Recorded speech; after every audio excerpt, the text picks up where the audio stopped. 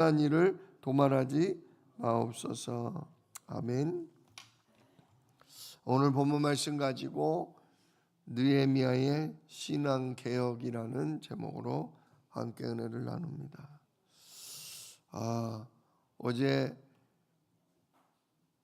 강단 말씀을 통해서 이제 성벽이 완성이 됐고 문짝을 달고 그리고 안정이 되니까 7월달 나팔절과 초막절을 하나님 앞에 기쁨으로 온 백성이 모여서 드렸다.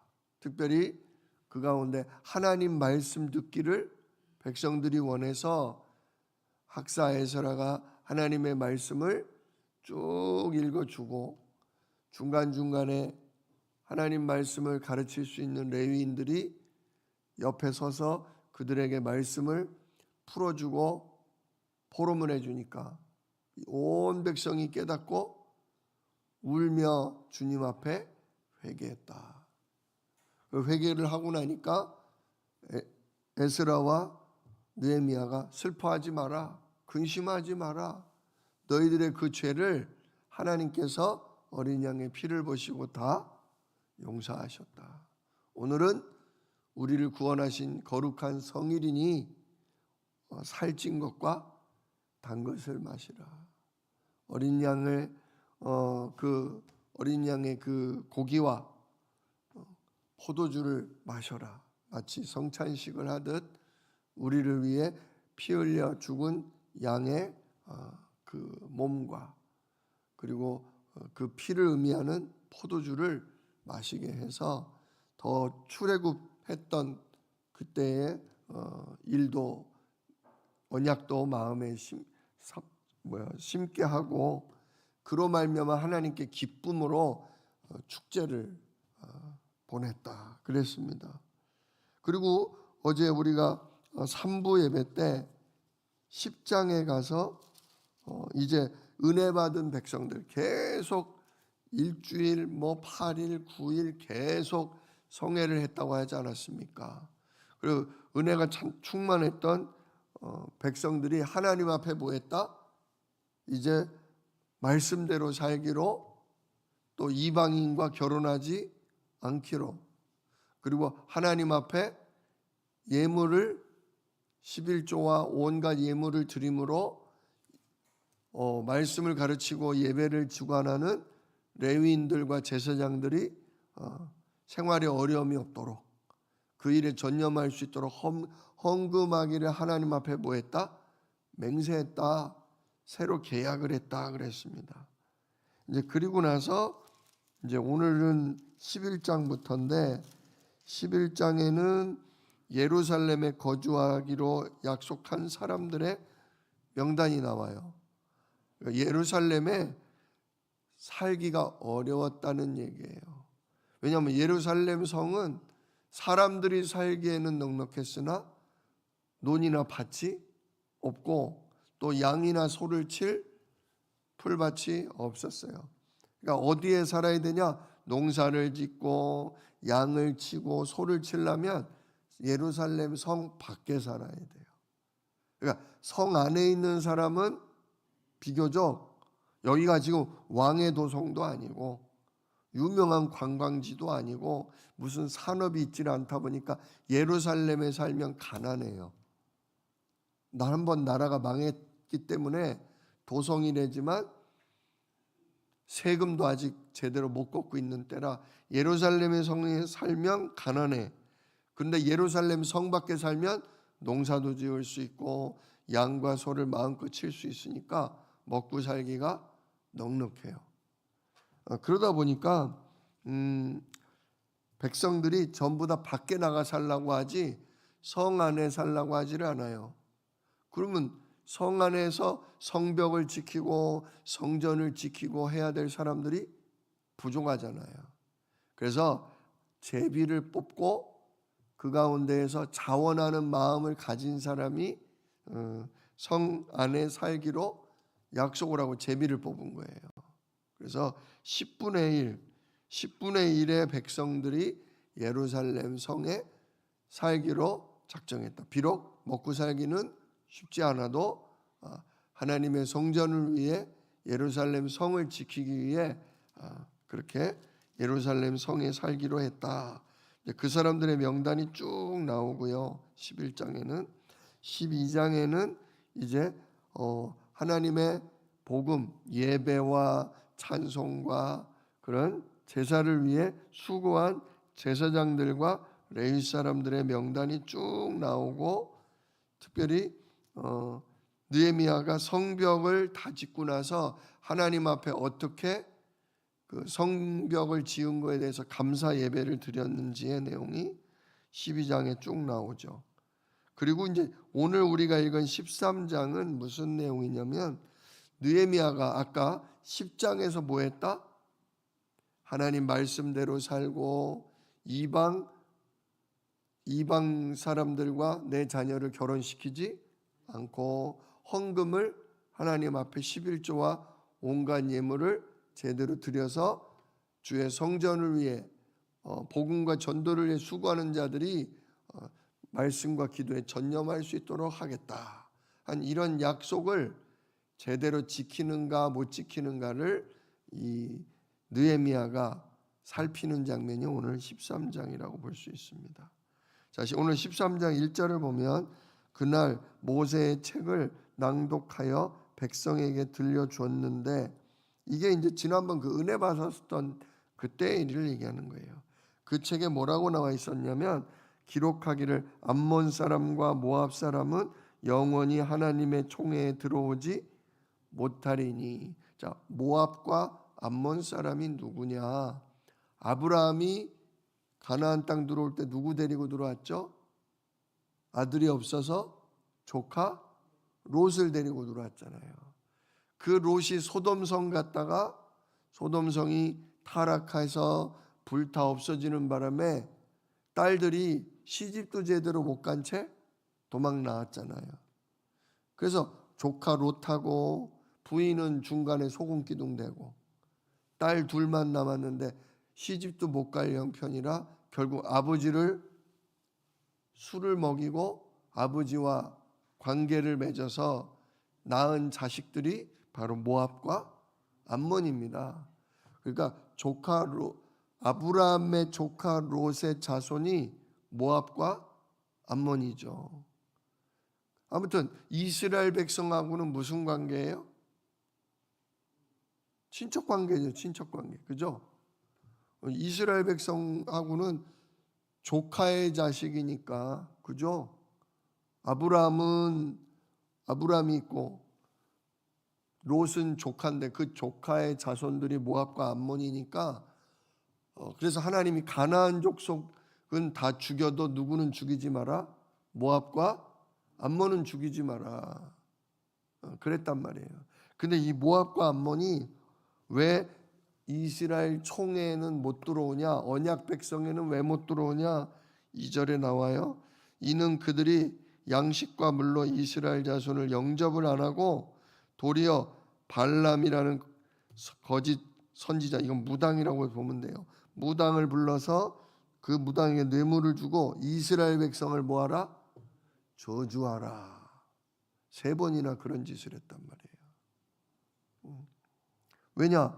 모압이 암몬이 이제 어느 정도 이제 자리를 잡고 큰 민족을 이뤘단 말이에요. 이스라엘 백성이 애굽에 가서 노예 생활하는 동안 모압과 암몬이 큰 세력을 얻고 제법 땅을 차지하고 있었단 말이에요. 가나안 족속들과 같이 이스라엘 주변에 살고 있었는데, 이스라엘 자손이 출애굽해서 가나안을 정복하러 들어오다 보니까 모압과 암몬도 겁이 나는 거예요. 이스라엘이 이 땅에 들어왔다가는 저들에게 우리가 뭐가 될 수 있겠구나? 종이 될 수 있겠구나. 그래서 이렇게 같은 친족이면 이스라엘 백성이 왔을 때 물도 주고 양식도 주고 아유 어서 오라고 이렇게 반겨 맞아 줘야 되는데, 오히려 발람이라는 선지자를 무당을 불러다가 저주를 내리게 하고 어려움을 줬다는 거죠. 그래서 이 모압과 암몬은 영원히 하나님의 언약 백성에 들어오지 못하리라 그런 거예요. 자, 그러면서 그거에 관련된 얘기가 나와요. 4절에 이전에 우리 하나님의 전의 방을 맡은 제사장 엘리야십. 자, 제사장 엘리야십의 맡은 일이 뭐냐? 하나님의 성전에 2층, 3층에 방이 많았는데 그 방에 어느 방에는 뭘 두고 어느 방에는 뭘 보관하고 여기는 누가 쓰고 저기는 누가 쓰고 요거를 결정하는 책임 맡은 자가 엘리야십인데 이 엘리야십이요 도비야와 연락이 있었다 그래요. 도비야가 누구냐? 느헤미야가 맨 처음에 왕의 허락을 받고 내려왔을 때 두 명이 반대했어요. 하나가 산발랏, 하나가 도비야. 요 도비야는 어디 사람이냐? 암몬 사람이에요. 좀 전에 뭐라고요? 모압과 암몬 사람은 하나님의 언약 백성 못 된다 그랬어요. 보여요. 암몬 자손이 느헤미야 때에도 또 방해했잖아요. 성전 못 짓고 성벽 완성 못하도록 방해했잖아요. 그럼에도 불구하고 이 레위 제사장 하나가 그 도비야가 돈이 많다 보니까 권력자가 많다 보니까 5절 도비야를 위해 그 성전에 있는 방들 중에 한 큰 방을 내어줬어요. 그래서 도비야가 예루살렘에 이렇게 오거든 그 방에 머무르고 그 성전에 있는 방에 들어와서 편히 호텔처럼 쉬다 가도록 만들어 놨단 말이에요. 근데 원래 그 방은 뭔 방이래요? 그 방은 원래 소재물과 유향과 그릇과 성전을 위해 필요한 것들이죠. 또 레위 사람들과 노래하는 자들과 문지기들에게 11조로 주는 곡물, 포도주, 기름 이런 것들을 보관하는 창고였다 이거예요. 하나님의 성전을 예배할 때 쓰는 그릇을 담아두고 또 레위 제사장들 한마디로 목회자들의 월급을 주기 위해 백성들에게 헌금 받은 여러 곡식과 기름과 중요한 것들을 보관하는 창고였는데 그걸 전부 다른 데로 옮겨버리고 그 방을 멋지게 암몬 자손 도비야를 위해 호텔처럼 꾸며서 쓰게 했다 이거죠. 뇌물도 받았겠죠. 그런데 6절을 보니까 왜 그렇게 됐냐? 그때는 내가 예루살렘에 있지 아니하였느니라. 느헤미야가 그때는 잠깐 그 자기를 섬기던 바사왕 아닥사스다에게 갔었던 때예요. 보세요. 바벨론 왕 아닥사스다 32년에 원래 아닥사스다가 맨 처음에 느헤미야를 보내줬던 때가 20년이에요. 20년. 그러니까 지금 몇 년 지난 거예요? 12년 지난 거예요. 느헤미야가 허락을 받고 왔잖아요. 너 언제 갔다 언제 올래? 그죠? 이제 성벽을 완성하고 나라가 이제 어느 정도 돌아갈 만하니까 돌아간 거예요. 근데 제대로 돌아가나 안 돌아가나 느헤미야가 다시 와본 거예요. 그래서 아닥사스다 32년에 내가 왕에게 나아갔다가 며칠 후에 왕에게 말미를 청하고 다시 돌아온 거예요. 돌아와서 예루살렘에 와 보니까 예루살렘에 이르러서야 엘리야십이 도비야를 위하여 하나님의 전뜰에 방을 만든 악한 일을 알게 된 거예요. 내가 심히 근심하여 도비야의 세간살이들을 그 방 밖으로 다 내어 던지고 명령해서 그 방을 정결하게 한 후에 하나님의 전의 그릇과 소재물과 유향을 다시 거기로 들여놔라 그런 거예요. 제자리로 놔. 왜 하나님을 위해 주의 종들을 위해 써야 될 이 방을 그 암몬 자손 하나님이 함께 할 수 없다는 암몬 자손 도비야를 위해 왜 그 방을 내줬어? 또 언약 백성이 아닌 저 세상 사람 끌어들여서 이 성전을 뭐 하려고 야단을 치면서 세간살이를 다 내던지고 원래 자리로 돌려놨다. 그거죠. 또 10절에 보니까 이런 일도 있어요. 내가 또 알아본즉 레위 사람들이 받을 몫을 주지 아니하였으므로 그 직무를 행하는 레위 사람과 노래하는 자, 찬양하는 자들이죠. 이 각각 자기 밭으로 뭐 했기로? 도망하였기로. 이게 뭔 얘기예요? 레위 제사장들, 찬양하는 성가대들, 성전을 위해 일하는 모든 자들이 한마디로 사례비, 목회자의 사례비 월급을 원래 다 맹세했잖아요. 11조 드리고 뭐 절기마다 뭐 드리고 성전 세금을 드리고 곡식 1000열매 드리고. 그래서 제사장들이 다른 일 안 하고 오직 말씀과 기도와 전도에 힘쓰기로 우리가 헌금하겠습니다 맹세했는데, 잠깐 한 1년 갔다 온 사이에 그게 또 엉망이 돼서 목회자들이 월급을 못 받으니까 어떻게 해요? 밭으로 도망을 갔다. 목회자도 가정이 있잖아요. 아내가 있고 돌봐야 될 자식이 있고 섬겨야 될 부모님이 계시잖아요. 근데 생활비를 안 주면, 아무리 우리가 주의 종이라는 자부심,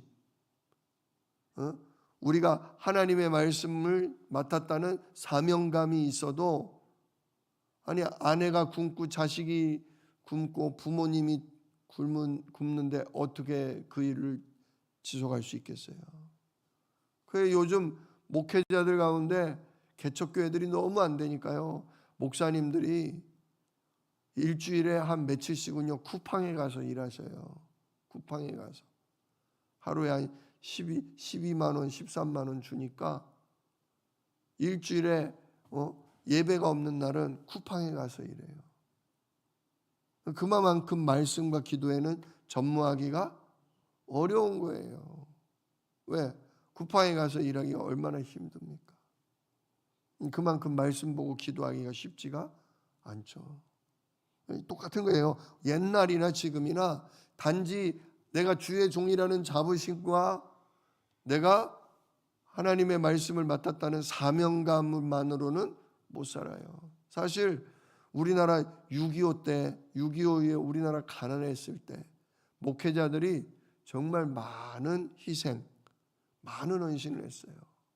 제대로 못 먹고 못 입고 자식을 제대로 못 키워도 내가 진짜 영혼을 구원하고 진짜 하나님 섬긴다는 자부심으로 목사님들이 버텨왔기 때문에 한국이 전도가 되어지고 한국이 복을 받고 한국교회가 컸던 거죠. 그분들의 눈물 어린 고생과 수고를 다한 헌신이 없었다면 한국교회는 명맥이 끊어졌을 거예요.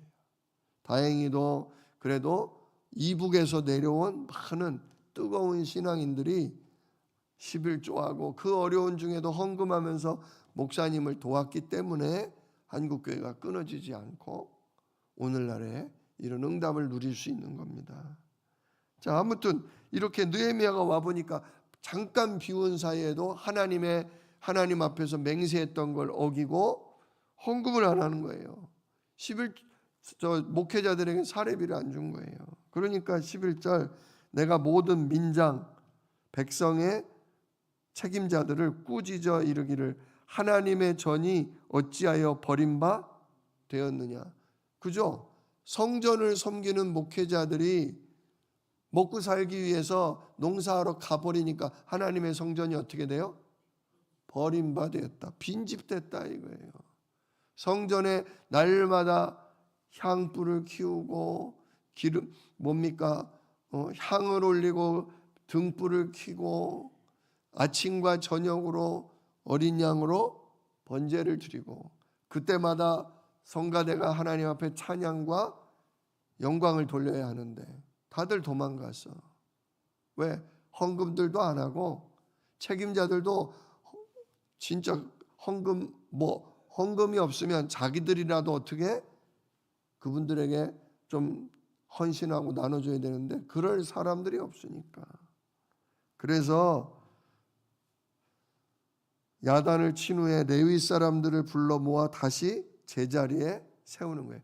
다들 돌아오시오. 목회자들 다들 돌아오시오. 다 다 생활비를 줄 테니까 와서 하나님 앞에 예배하고 찬양하고 기도하고 말씀 가르치는 일에 힘쓰시오. 그런 거예요. 그러면서 12절 이에 온 유다가 곡식과 새 포도주와 기름의 11조를 가져다가 곡간에 드림으로 내가 제사장 셀리에마와 서기관 사독과 레위 사람 부다야를 창고지기로 삼고 mat단야의 손자 삭굴의 아들 하난을 버금 부책임자로 삼고 이는 그들이 충직한 자로 인정 충직한 자로이기 때문에 그들을 세우고 그 직분은 형제들에게 즉 레위인들에게 뭐 하는 거? 생활비를 받은 11조와 그런 것들을 예물로 그들에게 생활비를 나눠주는 일을 맡게 했다. 그러니까 목회자들이 하나님의 일에 전념할 수 있도록 들어온 헌금들을 제대로 이렇게 잘 나눠주게 했다. 진짜 느헤미야가 없으면 어떻게 되겠어요? 그죠? 외부 사람이 성전에 와서 방을 차지하지를 않나? 주의 종들이 생활할 수가 없어서 밭으로 들로 나가서 일을 하고 성전은 텅 비지를 않나? 느헤미야 같은 사람이 있어야겠습니까? 없어야겠습니까? 있어야 되는 거예요. 이게 중직자예요. 이게 정말 중직자예요. 목회자를 도와서 정말 교회를 책임질 장로, 권사, 안수집사, 진짜 우리 집사님들 이런 분들이 이렇게 헌신하고 바르게 나아가 줄 때 교회는 건강해지고 목회자는 힘있게 진짜 기도하며 현장에 나가서 말씀을 전달할 수 있다. 그겁니다. 자, 그리고 15절에도 또 이런 일이 있어요. 15절에 이번에는 그때 내가 본즉 유다에서 어떤 사람이 안식일에 술투를 밟고 곡식단을 나귀에 실어 운반하며 포도주와 포도와 무화과와 여러 가지 짐을 지고 안식일에 예루살렘에 들어와 음식물을 팔기로 그날에 내가 경계하였고. 오늘 무슨 날이냐? 오늘 예배 드리는 날인데 너 지금 뭐 하고 있냐? 왜 예배는 안 드리고 와서 장사하냐? 사람들이 예배 드리러 예루살렘에 모여오니까 사람들이 많이 모여드니까 그 틈을 타서 뭐 하는 거예요? 포도요, 떡이요, 장사하는 거예요. 장사하지 마. 너도 뭐해? 너도 예배 드려. 그러는 거예요. 또 16절에 보니까 두로 사람 이런 사람들이 생기니까 이방인들도 와서 예루살렘에 주일날 뭐 하는 거예요? 장사하는 거예요. 두로 사람이 예루살렘에 아예 살면서 물고기와 각양 물건 생활 필수 용품들을 갖다가 안식일에 예루살렘에서도 유다 자손에게 팔기로 내가 유다의 모든 귀인들 책임자들을 꾸짖어서 그들에게 이르기를 너희가 어찌하여 이 악을 행하여 안식일을 범하느냐. 18절 너희 조상들이 이같이 행하지 아니하였느냐. 니네 조상들도 이렇게 주일날 일하고 장사하고 그러면서 예배 말씀과 기도로 은혜 못 받아 놓으니까 결국 어떻게 됐냐? 그래서 우리 하나님이 이 모든 재앙을 우리와 이 성읍에 내리신 거 아니냐? 그럼에도 불구하고 너희가 안식일을 이 예배하는 날을 범해서 진노가 이스라엘에게 더욱 심하게 임하도록 또 망하려고 하냐? 또 하나님께 벌 받으려고 하냐? 우리 자녀들이 예배 생활을 우습게 알고 하나님 말씀을 가볍게 여기면 우리는 망한다. 주의를 소중하게 우리가 지켜야 되고 은혜 받아야 된다. 그래서 아예 19절 안식일 전날에는 예루살렘 성문이 그 어두울 때 내가 성문을 닫고 주일날 안식일 전날 성문을 닫아놓고요. 안식일이 끝날 때까지는 문을 열어주지를 않는 거예요. 열지 마라. 나를 따르는 종자 며칠 성문마다 성문이 여러 개니까 아예 출입문마다 딱딱 사람을 맡겨서 장사꾼들이 물건 가지고 못 들어오도록 막은 거예요. 그래서 안식일에는 아무도 짐을 들여오지 못하게 했더니 장사꾼들이 각양 물건 파는 자들이 한두 번씩 예루살렘 성에 왔다가 문이 닫히니까 어떻게 돼요? 못 들어오고 밖에서 자고 있는 거예요. 그러니까 느헤미야가 또 가가지고 21절 내가 그들에게 경계하여 이르기를 너희가 어찌하여 성 밑에서 자느냐? 다시 이렇게 하면 내가 감옥에 잡아 넣는다 하고 야단을 친 거예요. 그랬더니 그 후부터 안식일에는 그들이 다시는 오지 않았다. 예루살렘 성에서 안식일에는 장사 못하는구나. 여기 와봤자 소용도 없구나. 그냥 오로지 하나님께 뭐하는 날이구나? 예배하는 날이구나. 그래서 온전히 주의를 지키고 말씀과 기도에 집중할 수 있도록 도왔다는 거죠. 느헤미야가 어때요? 제대로 지금 백성들을 신앙 훈련을 시키죠. 자, 그리고 또 이제 23절부터는 그때 내가 또 본즉 유다 사람이 아스돗과 암몬과 모압 여인을 맞아 아내로 삼았는데 그러다 보니까 그들의 자녀가 아스돗 방언 그 외국 여자를 데리고 오니까 그 외국 말을 절반쯤은 하는데 유다 나라 사람의 말은 전혀 못해. 그러다 보니까 어떻게 돼요? 내가 느헤미야가 그들을 뭐예요? 야단을 치고 저주를 하면서 그들 그 아버지들 그 남편들 몇 사람을 때리고 그들의 머리털을 뽑고 너희는 너희 딸들을 그들의 아들들에게 주지 말고 너희 아들들이나 너희를 위하여 그들의 딸을 데려오지 아니하겠다고 하나님을 가리켜 맹세하라. 전에 너희들 맹세했는데 또 어겼냐? 하면서 그냥 매를 치는 거예요. 지금 이게 왜 그러냐면 이방 여자들을 며느리로 맞이하다 보니까 자녀들이 유다 나라 말을 해요 못해요? 이스라엘 나라 말을 못해. 지금 모든 예배 시간에 유다 말로 뭐예요? 성경 말씀을 읽어주고 유다 나라 말로 말씀을 가르치는데 유다 말을 못하는 자식이 생기면 어떻게 돼요? 걔들이 성경을 알아듣겠어요? 신앙이 자라겠어요? 안 자란단 말이에요. 그 26절에 얘기하잖아요. 또 이르기를 옛적에 이스라엘 왕 솔로몬이 이 일로 범죄하지 아니하였느냐? 그는 많은 나라 중에 비길 왕이 없이 하나님의 사랑을 입은 자라. 이렇게 솔로몬이 하나님께 큰 사랑을 받았는데 나이 들어 여자들에게 빠지면서 이방 여자들을 끌어들이니까 그 여자들이 뭘 가지고 왔다? 자기네 나라 우상들을 가지고 오고 뭐를 세워달라? 신전을 세워달라, 산당을 세워달라. 그래서 26절 끝에 뭐라고 그래요? 이방 여인이 그를 범죄하게 하였나니. 솔로몬이 여자 때문에 우상 숭배하는 죄를 범하게 됐다 그 얘기예요. 그래서 27절 너희가 이방 여인을 아내로 맞아 이 모든 큰 악을 행하여 우리 하나님께 범죄하는 것을 우리가 어찌 용납하겠냐. 이방인하고 결혼하지 마라 얘기하는 거예요. 근데 28절을 보니까 대제사장 완전히 백성들의 신앙의 모범이 돼야 될 대제사장 엘리야십. 아까 얘기 나왔죠. 엘리야십이 도비아한테 성전 방 내줬다 그랬죠. 이 인간이 또 엘리야십의 손자, 아버지가 그러니까 손자까지 요야다의 아들 하나가 호론 사람 산발랏의 사이가 되었으니, 산발랏은 아까 얘기했지만 요거는 사마리아 땅에 먼저 정착한 이방인이에요.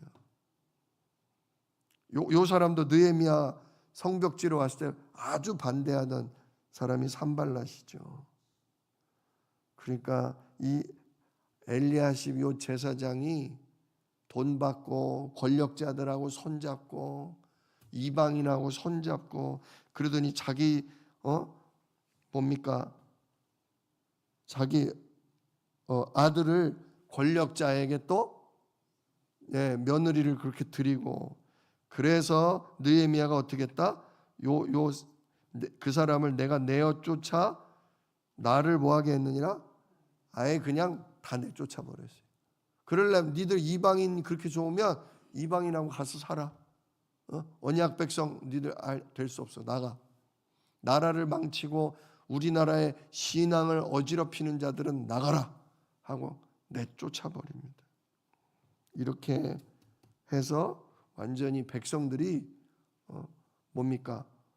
이방 사람하고 어울리지 않고 이방 사람과 결혼하지 않고 안식일을 온전히 지키고 하나님 앞에 헌물을 제대로 바쳐서 진짜 예배 생활, 기도 생활이 제대로 돌아가도록 끝까지 느헤미야는 뭐했다? 사는 날 동안 끝까지 그렇게 신앙생활이 유지되도록 중요한 중직자의 역할을 감당했다. 그래서 그 후대가들이 복받았다 그 얘기예요. 그래서 제대로 이 언약 백성들이 신앙의 나라로 다시금 설 수 있었다. 예수님 오실 준비를 할 수 있었다. 그 얘기입니다. 오늘로써 이렇게 귀중한 느헤미야는 끝이 납니다. 오늘 우리가 긴 시간 말씀을 들었는데요. 느헤미야는 앞부분은 하나님의 능력을 힘입어서 성벽을 52일 만에 지었고 뒷부분은 이제 성벽과 성전을 제대로 깨끗이 한 후에 제대로 신앙생활을 할 수 있도록 말씀운동, 기도운동, 헌금운동 펼쳤다. 그래서 그 시대가 큰 성령 충만한 하나님의 인도를 받는 귀중한 아주 시기가 되었다. 시대를 살렸다. 우리 사랑하는 주한 새생명교회 모든 성도 여러분, 느헤미야처럼 진짜 나라를 지키고 교회를 보호하고 진짜 신앙생활을 위해 앞장서서 헌신하실 수 있는 귀중한 중직자 되게 하옵소서. 느헤미야처럼 오늘 기도하고 하나님의 성령에 충만한 인도받아서 값진 인생을 사시다가 가시기를 주님의 이름으로 축복합니다. 기도하겠습니다. 은혜로우신 아버지 하나님 감사합니다. 우리에게 느헤미야라는 귀중한 말씀을 알려주셔서 감사를 드립니다. 진짜 그는 나라를 사랑하고 하나님의 성전을 사랑함으로 편안한 삶을 포기하고 어렵고 힘든 고난의 길을 택했습니다. 그럴 때 하나님이 그를 축복하셔서 성벽을 수일 만에 완성케 하셨고 또한 언약 백성들이 말씀 생활, 기도 생활 또 목회자들이 제대로 정말 그 사명을 감당할 수 있도록 헌금 개혁을 이루게 했습니다.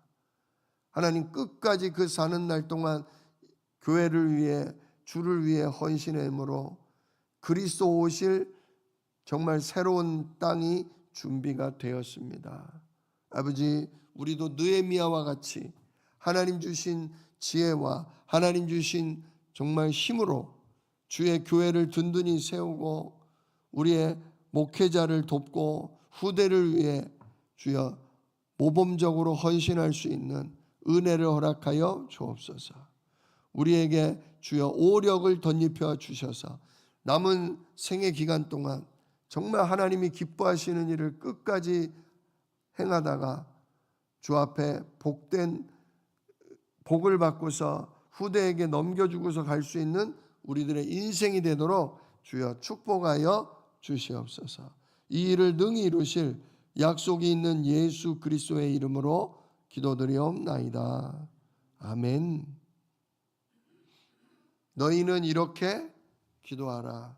하늘에 계신 우리 아버지여, 이름이 거룩히 여김을 받으시오며 나라가 임하시오며 뜻이 하늘에서 이룬 것 같이 땅에서도 이루어지이다.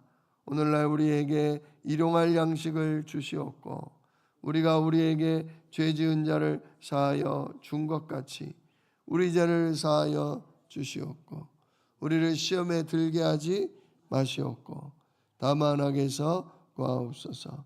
나라와 권세와 영광이 아버지께 영원히 있사옵나이다.